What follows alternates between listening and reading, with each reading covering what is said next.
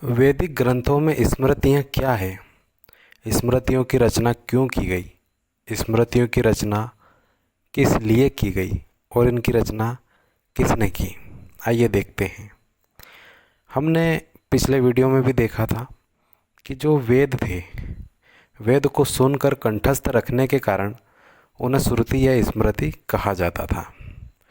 अर्थात जो वेद थे उन्हें श्रुति, और जो उनको सुनने वाले थे या कुछ ऐसे ग्रंथ थे जिन्हें केवल सुनकर पढ़ने वाला कोई और होता था और सुनकर याद या कंठस्थ रखा जाता था, उन्हें स्मृति कहा जाता था। ये वही स्मृतियाँ हैं।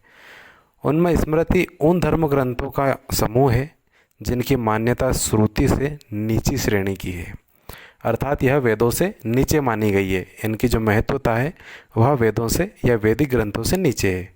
ये भी एक वैदिक ग्रंथ ही है और इन्हें मानव रचित मानते हैं। जो वेद थे उन्हें अपौरुषेय कहा जाता है। अपौरुषेय अर्थात किसी व्यक्ति के द्वारा न लिखा गया हो, हालांकि उनकी रचना व्यक्तियों द्वारा ही की गई थी, अलग अलग ऋषियों अलग अलग समय कालखंड में की गई थी। स्मृति का जो शाब्दिक अर्थ है याद किया हुआ, स्मृति यानी याद करना। इनमें इनमें बहुत सारे ग्रंथों को भी अलग अलग जो महर्षि हुए इन्होंने गिना है, जैसे कि रामायण या गीता हम कहें, पुराण महाभारत भी कह सकते हैं, किंतु ये स्मृति का भाग होते हुए भी भाग नहीं है। इनका अपना स्वयं का महत्व है। यदि हम बात करें स्मृति की तो लोगों द्वारा इनको पढ़ा या इनका पाठ किया जाता था। वेदों को समझना कठिन था, वहीं स्मृतियों को समझना आसान है, क्योंकि इनमें जो आसान कहानियाँ हैं वह नैतिक उपदेश शामिल है। वेद जो थे, वेद एक प्रकार से श्लोकों में लिखे गए थे, उनमें किसी प्रकार के उदाहरण या कहानियाँ नहीं थी। किंतु जो स्मृतियाँ हैं इनमें कहानियों के माध्यम से, कविताओं के माध्यम से और उपदेशों के माध्यम से शिक्षा को समझाया गया है, इसीलिए ये आसान थे। स्मृतियों में उन आचार विचार और सामाजिक रीति रिवाजों को शामिल किया गया है जो पूर्व में केवल व्यवहार में प्रचलित थे।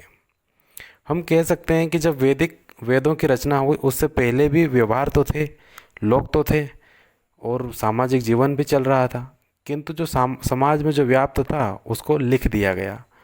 उस लिखने के पश्चात धीरे धीरे वह समाज में उसकी वृद्धि होती गई और वह आचार विचार में ढलने लगा। जैसे कि वर्ण व्यवस्था वैदिक काल में थी ही नहीं, फिर बाद में उसे वेद के जो 10वां मंडल है उसमें शामिल किया गया, जो कि कर्म आधारित थी, ना कि जन्म आधारित। लेकिन बाद में आते आते वह जन्म आधारित हो जाती है। जन्म आधारित होने के बाद में जब स्मृतियाँ लिखी जाती है तो जाति व्यवस्था का प्रादुर्भाव भी हमें नज़र आने लगता है। ये चीज़ें समाज में व्याप्त थी, किंतु इनका किसी भी प्रकार से लिखित जो विवरण है या उल्लेख है वो नहीं था। इसीलिए स्मृतियों की रचना की गई और स्मृतियों में जो व्यवहार में प्रचलित था, समाज में जो रीति रिवाज, उन्हें स्मृतियों के माध्यम से एक लिखित विवरण प्रदान किया गया था। स्मृतियों में ही न कहीं जाति व्यवस्था के अंकुर देखने को मिलते हैं। सूत्र साहित्यों के काल के अंत में इनकी रचना होने के कारण इन्हें धर्मशास्त्र भी कहा जाता है। सूत्र साहित्य होते हैं और सूत्र ग्रंथ भी हैं। इस काल में वेदों के साथ स्मृतियों की भी महत्वता को स्वीकार किया गया था और स्मृति ग्रंथों की अवहेलना करने पर पाप आदि का दोषी बनाने के भी प्रावधान थे। ऐसा कहा जाता है कि अगर स्मृतियों की अवहेलना की गई या स्मृतियों में जो प्रावधान है उनकी अवहेलनाएँ की गई तो अलग अलग प्रकार से उनके पाप भी बताए गए हैं। जैसे कि गरुड़ पुराण एक पुराण है, गरुड़ पुराण में अलग अलग पाप के लिए अलग अलग दंड की व्यवस्था की गई है, वैसे ही उनमें एक ये भी शामिल है। चाहे वह वेदों का ज्ञाता ही क्यों ना हो, अगर कोई व्यक्ति वेद पढ़ा हुआ है, वेद को जानता है और फिर भी वह स्मृतियों की अवहेलना करता है तो वह भी पाप का दोषी है, ऐसा इसमें बताया गया है। आगे चलकर वैदिक परंपराओं को पलट दिया गया स्मृतियों में। जैसे दत्तक पुत्र परंपरा का वेदों में विरोध है, वहीं स्मृतियों में मान्यता है। पंच महायज्ञों के महत्व में वृद्धि हमने स्मृतियों में देखी जा सकती है। श्रुति जो थे, वेद थे, शूद्रों को मोक्ष के लिए पात्र नहीं माना गया है। वेद या उनसे जो नीचे के ग्रंथ हैं वह शूद्रों को मोक्ष के लिए अधिकारी नहीं मानते हैं, वहीं जो उपनिषद बाद में लिखे गए, उन उपनिषदों में यह प्रतिबंध हटा दिया गया। अर्थात उपनिषदों के अनुसार शूद्र भी मोक्ष प्राप्त कर सकता है। अर्थात इन ग्रंथों को वेदों से अधिक मान्यता प्राप्त हो गई थी। वहीं वेद वैदिक संस्कृत में लिखे गए थे जो कठिन थे। भाषा दो प्रकार की होती थी, एक वैदिक संस्कृत होती थी और एक लौकिक संस्कृत होती थी। जो वैदिक संस्कृत होती थी उसका प्रयोग वेदों में किया जाता था और वेदों को पढ़ने वाले जो पुरोहित होते थे वह एक विशेष कोटि के लोग होते थे। और जो एक लौकिक संस्कृत होती थी वह आम जन में व्याप्त थी, आम बोलचाल की भाषा थी, या ये कहें कि जनता उसका प्रयोग करती थी। इस तरह से जो वैदिक संस्कृत थी वह थोड़ी कठिन थी, वहीं जो लौकिक संस्कृत थी यह आसान थी। तो स्मृतियाँ जो है इनकी रचना लौकिक संस्कृत में की गई थी जो आसान थे। इनके रचना काल की यदि हम बात करें तो ईसा पूर्व दूसरी शताब्दी से पूर्व मध्यकाल तक मानी गई है। इस ईसा पूर्व दूसरी शताब्दी का अर्थ होता है कि जो ईसा का जन्म हुआ था उसके दूसरी शताब्दी, यानी उसके 200 साल पहले से लेकर ये मध्यकाल तक, अर्थात इनकी रचना हम देख सकते हैं कि 700 या 800 ईस्वी तक भी देखी गई है। कुछ राजाओं के काल में मानी गई है। कुछ प्रमुख स्मृतियाँ हैं जैसे मनुस्मृति। मनुस्मृति एक विशेष प्रकार की स्मृति है जिसकी चर्चा बनी रहती है।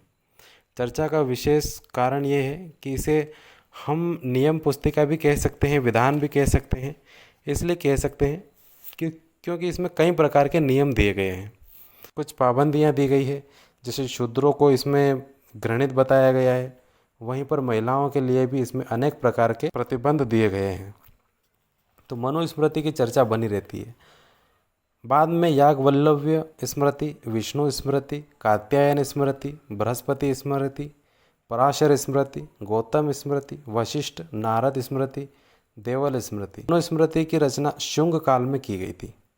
शुंग एक राजा थे जो मध्य प्रदेश के विदिशा से संबंधित थे और अग्निमित्र उनके पुत्र हुए, जिनका संबंध भी मध्य प्रदेश में विदिशा से और आसपास के क्षेत्रों से रहा है। कालिदास का एक ग्रंथ है मालविका अग्निमित्रम। यह जो मालविका अग्निमित्रम ग्रंथ है यह ग्रंथ शुंग कालीन ही है और अग्निमित्र को केंद्र में रखकर लिखा गया ग्रंथ ही है।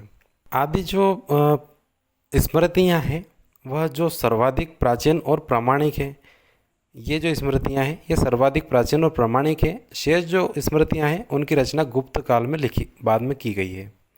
मनुस्मृति से जाति व्यवस्था का प्रारंभ माना जाता है, जो शूद्रों और महिलाओं पर कई प्रकार के सामाजिक, आर्थिक और अन्य प्रकार के प्रतिबंध लगाते हैं। बाद में कई टीकाकार हुए जिन्होंने अलग अलग स्मृति ग्रंथों पर टीका व भाष्य लिखा। विष्णु स्मृति के अतिरिक्त सभी स्मृतियाँ श्लोकों में लिखी गई है और इनकी भाषा लौकिक संस्कृत है। स्मृतियों में विभिन्न राजाओं, पदाधिकारियों व वर्णों के नियम भी बताए गए हैं। अर्थात हमें स्मृतियों से उस समय के समाज की जानकारियाँ भी मिलती हैं। इस तरह से यदि हम देखें तो ये स्मृतियाँ जो थी एक प्रकार से समाज को अलग अलग धाराओं में बांटने का काम करती थी। इससे विभिन्न वर्गों में विभाजन हुआ। समाज जो वर्ग 4 वर्ग थे वो 4 वर्गों का कई समाज और जातियों में विभाजन हो गया। जातियों के बाद कई उपजातियाँ बनी और उपजातियों में भी फिर उपजातियाँ बनने लगी। इस तरह से भारत में हजारों जातियाँ हो गई। यही स्मृति ग्रंथ हैं। धन्यवाद।